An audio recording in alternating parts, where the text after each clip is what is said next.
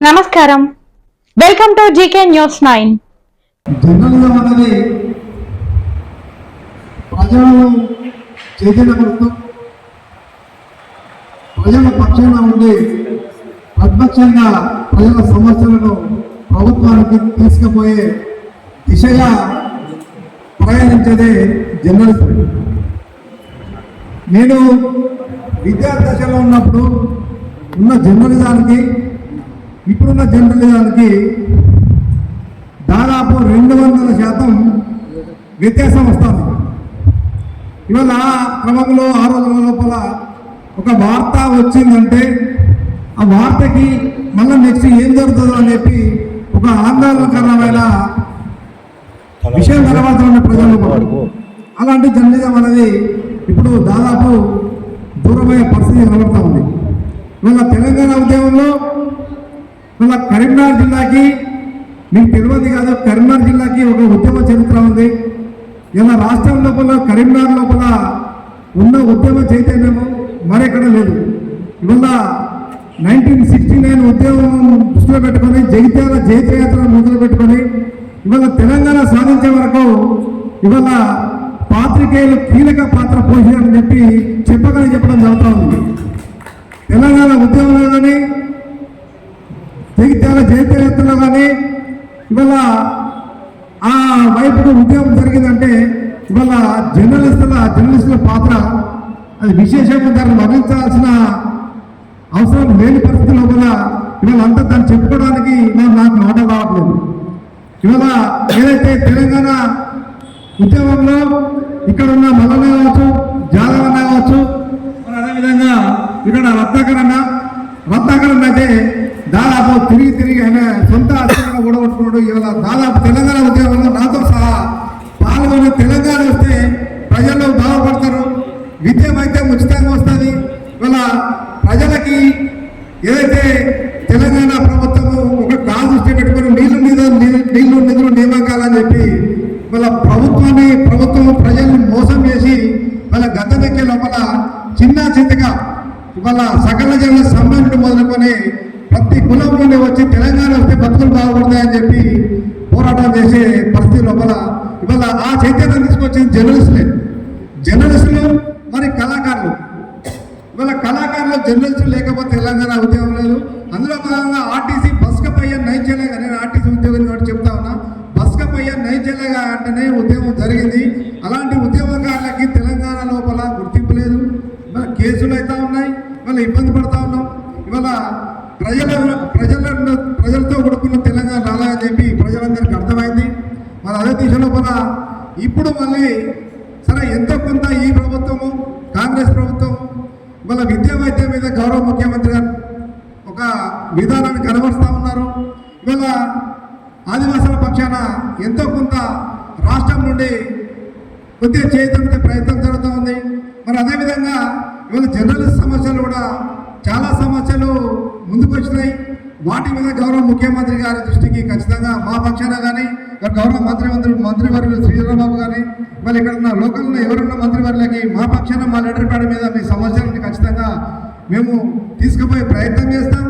అదేవిధంగా జర్నలిజం అనేది దాదాపు నేను విద్యార్థి దశలో ఉన్న జర్నలిజాన్ని మళ్ళీ ఎలా డెమోక్రటిక్ జర్నలిస్ట్ ఫెడరేషన్ ద్వారా మళ్ళీ నేను చూస్తానని చెప్పి అనుకుంటా ఉన్నా. మిత్రులారా, వాళ్ళ పెద్దపల్లి కానీ గోదావరి కానీ ఇదంతా చైతన్యమైన ప్రాంతం. అసలు కరీంనగర్ అంటేనే చైతన్యమైన ప్రాంతం. ఆ చైతన్యమైన ప్రాంతంలో ఇలా మిత్రుడు ఎప్పుడు పెద్దపల్లి జిల్లా అధ్యక్షులు మేము ఇలా 50% జీవో తెచ్చుకున్నామన్నా, మా జిల్లా నుంచి కలెక్టర్ గారి నుంచి జీవో తెచ్చుకున్నామంటే అది గర్వించాల్సిన అంశం అది. ఎందుకంటే ఇలా మనం ఎంతో కొంత పురోగతి సాధించుకున్నాము, జర్నలిజాన్ని బతికించే ప్రయత్నం లోపల ఆ జీవో తెచ్చుకున్నాము. మీకు ఖచ్చితంగా ఇట్లాంటి పోరాటం లోపల మీరు సాధించిన విజయంగా భావిస్తున్నాం. అదేవిధంగా మరి ఈ రాష్ట్ర ప్రభుత్వానికి వచ్చి దాదాపు 2.5 సంవత్సరాలు 3 సంవత్సరాలు కావస్తా ఉంది. మీరు అనుకున్న సమస్యల మీద ఇళ్ళ విషయాలే కానీ ఇలా విద్యా వైద్యం మీద కానీ ఇవాళ ఇంకా మెరుగైన జర్నలిస్టులు జరిగే వచ్చే అవకాశాల మీద ఇవాళ శ్రీరన్న గారు కూడా ఖచ్చితంగా గౌరవ ముఖ్యమంత్రి దృష్టికి తీసుకెళ్తారు, మరి గౌరవ శ్రీధరరావు గారి దృష్టికి తీసుకెళ్తారు. మరి ఖచ్చితంగా బడుగు బలహీన వర్గాలతో పాటు ఇవాళ జర్నలిజం కూడా ఒక కుటుంబం అనుకొని చెప్పి మీ ప్రభుత్వంలో స్థానం కల్పించే విధంగా మీరు ప్రయత్నం చేయాలన్నా మీరు అదేవిధంగా ఏదైతే ప్రతి దాంట్లో ప్రపంచాలు ఉంటాయి, ఇవాళ మన ప్రభుత్వంలో ప్రపంచాలు ఉండొచ్చు, కానీ ఏ ప్రభుత్వం అయినా ఇప్పుడు ఏం చేస్తామంటే గతంలో గత ప్రభుత్వం మొత్తం ఛానళ్ళని ప్రెస్నంతా కొన్నది, వాళ్ళు ఏం చెప్తారో అది రాయాలి. ఇవాళ మరి అలాంటి స్వేచ్ఛ లేకుండా జర్నలిస్టులకు స్వేచ్ఛ లేకుండా ఇలా ప్రభుత్వాలు చేస్తే ప్రజల సమస్యలు మరి ప్రభుత్వానికి చేరే విధంగా ఉండవు.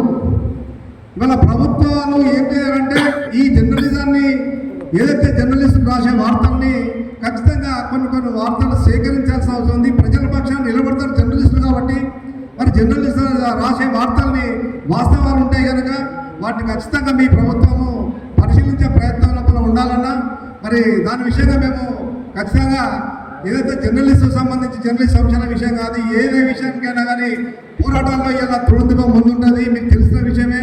ఇవాళ నిన్నగాక మొన్న ఒక అంశం జరిగిందన్న, ఛత్తీస్గఢ్లో దాదాపు ఒక సామాన్య మానవుడు ఆదివాసీ తీయరో తెలియదు గాను ఇవాళ బీజేపీ ప్రభుత్వం మీతో సహా మన ముఖ్యమంత్రితో సహా అందరినీ అర్థం నచ్చలేట్లు అని చెప్పి ముద్రలేస్తూ ఉన్నారు.